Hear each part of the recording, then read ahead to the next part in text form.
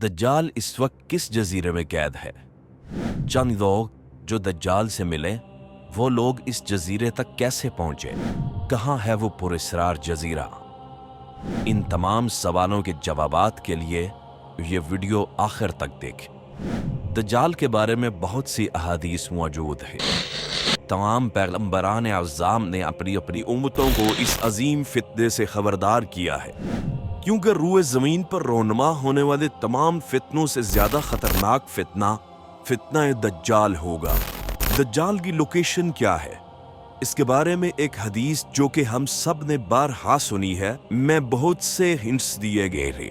सैयदना आमिर बिन शराहील रजी अल्लाह अन्हो से रिवायत है कि उन्होंने फातिमा बिन्त कैस रजी अल्लाह तआला अन्हा से कहा कि मुझसे कोई ऐसी हदीस बयान करो जो कि तुमने खुद रसूलुल्लाह सल्लल्लाहु अलैहि वआलिहि वसल्लम से सुनी हो। चुनांचे हज़रत फातिमा बिन्त कैस रजी अल्लाह तआला अन्हा बयान करती हैं कि मैंने रसूलुल्लाह सल्लल्लाहु अलैहि वसल्लम के मनादी को सुना। वो ऐलान कर रहा था, अस्सलातु जामिया। मैं नमाज के लिए निकली और रसूलुल्लाह सल्लल्लाहु अलैहि वसल्लम के साथ मर्दों के पीछे औरतों की सफ़े अव्वल में ज़ोहर की नमाज अदा की। आप सल्लल्लाहु अलैहि वसल्लम नमाज से फारिग होकर मिंबर पर बैठे, जबकि इस दिन से पहले सवाए जुम्मा के आप सल्लल्लाहु अलैहि वसल्लम मिंबर पर नहीं चढ़ते थे। आप सल्लल्लाहु अलैहि वसल्लम के चेहरा पर उस वक्त मुस्कुराहट थी। आपने फरमाया, हर शख्स अपनी अपनी जगह बैठा रहे। इसके बाद आप सल्लल्लाहु अलैहि वसल्लम ने फरमाया, जानते हो मैंने तुमको क्यों जमा किया है? उन्होंने अर्ज किया, अल्लाहु व रसूलुहु आलम। आप सल्लल्लाहु अलैहि वसल्लम ने फरमाया, बाखुदा मैंने तुमको ना तो माल वगैरह की तकसीम के लिए जमा किया है, ना किसी जिहाद की तैयारी के लिए, बस सिर्फ इस बात के लिए जमा किया है कि तमीन दारी पैने नसरानी था, वो मेरे पास आया और मुसलमान हो गया और मुझसे एक किस्सा बयान किया। मैं इससे खुश हुआ, मैं चाहता हूँ कि तुमसे भी बयान करूँ, जिससे तुमको मेरे इस बयान की तस्दीक हो जाएगी जो मैंने कभी दज्जाल के मुतालिक तुम्हारे सामने जिक्र किया था। वो कहता है कि एक बड़ी किश्ती में सवार हुआ जिस पर समंदरों में सफ़र किया जाता है। उनके साथ तमीला लहम और जजाम के 30 आदमी और थे। वो 1 माह तक समंदरी तूफान के शिकार रहे। आखिर मगरबी जानिब उनको एक जजीरा नजर आया जिसको देखकर वो बहुत मशहूर हुए और छोटी किश्तियों में बैठकर इस जजीरा पर उतर गए। सामने से उनको जानवर की शक्ल की एक चीज नजर पड़ी जिसके सारे जिस्म पर बाल ही बाल थे। लोगों ने उससे कहा, कमबख्त तू क्या बला है? वो बोली, मैं जासूस हूँ। चलो इस गिरजे में, वहाँ एक शख्स है जो तुम्हारी खबरों का मुश्ताक है। हम लपक कर गिरजे में पहुंचे तो हमने एक बड़ा तवी हैकर शख्स देखा कि उससे कब्ल हमने वैसा कोई शख्स नहीं देखा था। उसके हाथ गर्दन से मिलाकर और उसके पैर घुटनों से लेकर टखनों तक लोहे की जंजीरों में निहायत मजबूती से जकड़े हुए थे। हमने कहा, तेरा नास हो, तू कौन है? वो बोला, तुमको मेरा पता कुछ न कुछ लग ही गया, अब तुम बताओ तुम कौन लोग हो? उन्होंने कहा, हम अरब के बाशिंदे हैं। हम एक बड़ी किश्ती में सफर कर रहे थे, समंदर में तूफान आया और 1 माह तक रहा। इसके बाद हम इस जजीरे में आए। उसने कहा, मुझे ये बताओ कि बेसान, जो कि शाम में एक बस्ती का नाम है, कि खजूरों में फल आता है या नहीं? हमने कहा, हाँ आता है। उसने कहा, वो वक्त करीब है जब इसमें फल नहीं आएगा। फिर उसने पूछा, अच्छा बहेरे तबरिया के मुतालिक बताओ, उसमें पानी है या नहीं? हमने कहा, उसमें बहुत पानी है। उसने कहा, वो ज़माना करीब है जबकि इसमें पानी ना रहेगा।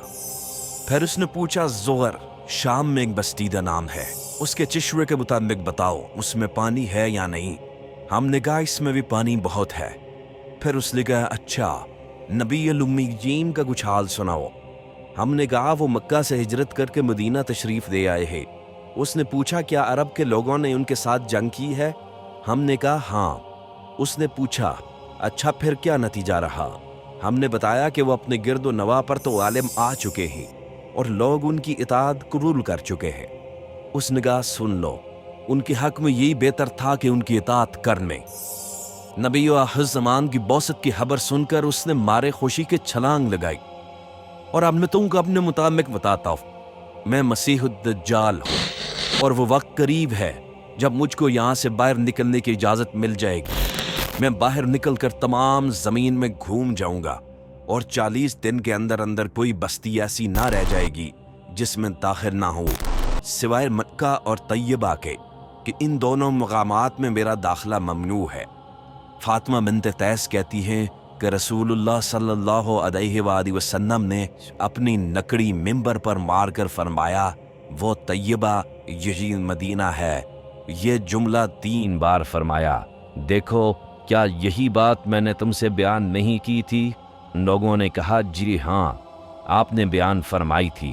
اس کے بعد فرمایا دیکھو وہ بحر شام یا بحر یمن بن کے مشرق کی جانب ہے، اور مشرق کی طرف ہاتھ سے اشارہ فرمایا۔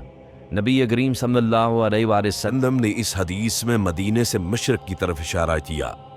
اب اگر نقشے میں ہم مدینے سے مشرق کی طرف دیکھیں تو بحیرہ عرب میں 4 جزیرے ملتے ہیں۔